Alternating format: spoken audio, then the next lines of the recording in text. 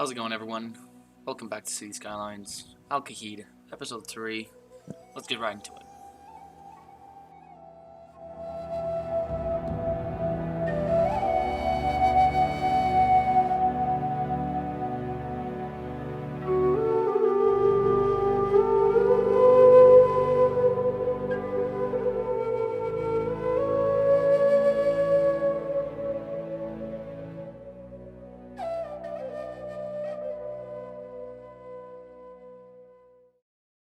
And we're off. Alright, first of all, I would love to let you guys know that this is the last episode of the bad stuff. From now on, we're gonna skip right into the good stuff. The good-looking stuff, let me just add. And, apart from that, this is gonna be like a mini build. It's not gonna be like a full episode. Mainly because I'm just building one building and I'm tackling one problem that I had since the beginning of this project. Getting the plazas and the areas around and below the tall buildings to look nice. But yeah, I made this one work using these Monaco fences over here, and then getting like a parking lot that's actually functional. I just didn't even care about making it, look good, because it would be submerged into the building, and then no one would be able to see it unless I put like a glass top, but you would rarely see that in Dubai. I mean, never say ever with the city, but you know what I mean. Yeah, pretty much that's what happened during this episode. I got the tower we're gonna place here is the Address Boulevard, a real building in Dubai that actually fitted the setting of this place pretty much, because it has like a similar location in the real city in Dubai. And okay, and I used like a really nice technique for the underpasses to the parking area over here. You can see it. It was a lot of procedural objects related work. Actually, it actually took me a lot of time, and I ended up cutting out a lot of footage from the drive, because I was just trialing and erroring pretty much. And here you can just see it in one split second. But yeah, we were gonna include these entrances to the parking area, like right below the building, and then we're gonna cover it with plumbable pavement. Yep. Or asphalt, or whatever I use. I can't remember. We're gonna find out. There we go. That's the Burj Khalifa. Raising it up, then using some terrain networks to get the ground leveled off again. What else? I included a staircase. There we go. That's the one. I was just looking for the right asset for it. And I ended up moving it a lot during this whole session, let's just say. During this whole segment of the time lapse, I had like a really hard time, placing it around, putting it to the correct spot that would make sense, because this building is elevated way higher than these fences over here, and it's actually tilted. It's not perfectly lined up with the railings, so I just had to, find a place to make it look as if the stairs are in the center. But anyway, we'll get that in a few minutes. You'll see what I finally did. There we go. And then I'm gonna move the Oh, by the way, another like mistake that I made. This gap over here was really small. Like no actual person would actually be able to fit through here. And then I ended up making it a little bit wider, so so people can actually fit through and go up the stairs.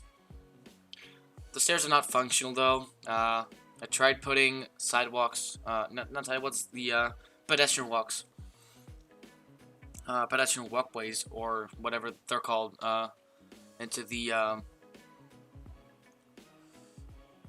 like right over the stairs, but I'm still figuring out the pedestrian things. I really need some help from someone who's actually experienced, because I don't even know how to set pathways and then connect them to roads. Do they just connect uh, on the sidewalks of roads, or just behave like in a completely different way? I don't know. I don't even care right now. I just want to make this whole part look good and then be functional. Like, functionality is not the main, thing I'm striving for in the series. But it will eventually come. It will, you know, definitely be it will definitely be part of the series once I get done with with the looks of the city. Uh,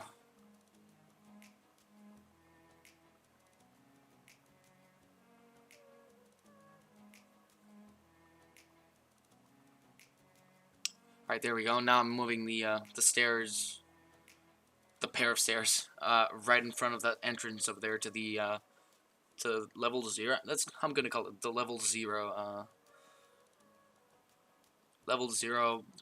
store cluster. I don't even know. I just placed some stores inside that little yellow gate over there, and then ended up deleting all those planners and putting these ones, uh, which don't really look that good. I'm not really happy with how they turned out, but stay tuned, because in episode, I don't know, probably 6, in episode 6, we're gonna build something right next to this whole plaza over here, and it's gonna look really nice and really realistic, because I was I was trying to get like a resort look onto this plaza, and it was fairly close with the pool that I'm gonna make in a few minutes. But after all, the looking back at it right now, now that I'm 7 episodes in, ah, it doesn't really look that amazing. It's generic. It's the cartoonish idea you would have while listening to the word resort, but it doesn't really have those trees and everything. The only good thing about this whole project, little mini project over here, is the technique that I used for the pool. It was a pretty nice one. Uh, Definitely seemed to work, and I actually used it on the mall on the 4th episode, or the 5th. I don't know. Probably the 4th, I think. Alright, here I'm placing some planters around the building to cover up this little awkward space that I was not really sure how to get my hands on and how to fill, pretty much. But this turned out pretty good, like with the planters, the curb networks, the curb planner networks, whatever they're called by King Leno. I think they're by King Leno, but I might be mistaken. Here we go. That's the technique that I used to make the pool. Weird shape, I know. I'm gonna get to this early in later on the video. Oh, I actually already did. Never mind. Here I'm measuring the distance between the floor and the upper level, pretty much the depth of the pool.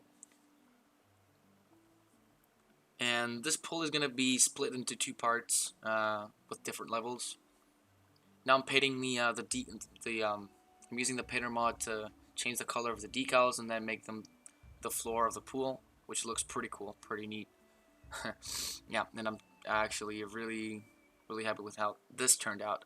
And of course, the water props that are actually making this possible. Or else I would have to raise the ground level and then make some workarounds with the terrain networks just to get water onto the pool. Working with water in this game is really challenging and has a lot of a lot of weird stuff that you're gonna have to go through. But these water props came to the rescue, and well, whilst they're not moving, they solve a lot more problems that they create. So I'm gonna keep using them. I don't know what I'm gonna do with the big fountain area around Burj Khalifa equivalent area. Oh, and by the way, little do I have to remind you that I don't think I used that correctly, but the point is that I changed my mind about the super tower that I talked about in the first episode. We're not gonna be I had a stroke. We're not gonna be having that one as like the tallest building. We're gonna have one that is a little bit more similar to the Burj Khalifa. It's not triangular, it's circular, but in a cone shape. It's like 840 meters tall, and from like this, at this point, it looks really good from what I'm seeing in the footage that I've got. But we'll see. This is gonna be the tallest building in the city, and in the world, presumably. But the appearance of that building is just a little bit, you know, actually not just a bit. It's really close to the Burj Khalifa. It's just not triangular, and that's what I wanted to let you guys know, that we're not gonna be having the super tower as the tallest building. We might add it. We might, you know, just we might just place it on another district or a financial district that I might make in a few episodes. I don't know. Haven't gotten my hands on it. But yeah, that's pretty much about it. This is a pretty short episode, and I don't really have anything else to say apart from the you know, the plans for the tallest building and other boring stuff. One thing before I actually leave you guys to watch the rest of the time lapse. First of all, live plays are gonna be no more. I don't really see the use of it.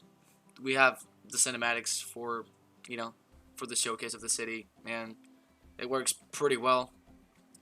Going into a live play, especially at this point where the frame rate's getting really, really bad, and it's not going to be appealing nor you know, pleasant for your eyes, pretty much.